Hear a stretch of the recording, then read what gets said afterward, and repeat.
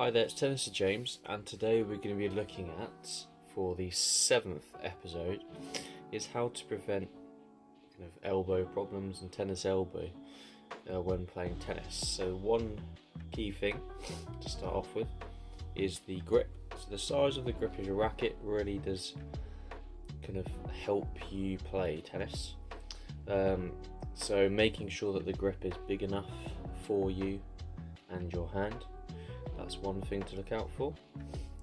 Two is dampeners. So these things which go on the bottom end of your racket, right in the middle. These help take basically some of the blow off when you're hitting. So as it says, dampener, it dampens kind of the power. Also, technique is a big one. So making sure you're hitting the proper technique when you're playing. Hitting too hard, so just over hitting, that can lead to some strains in your arm. Gripping the racket too tightly, that's another thing. Think of it like a hammer.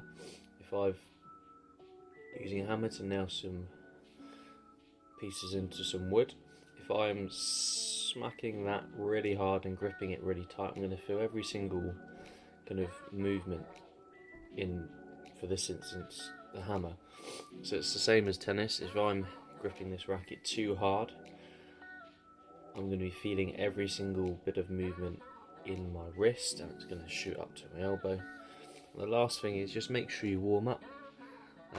Simple one, but just make sure you warm up before you start, hitting harder.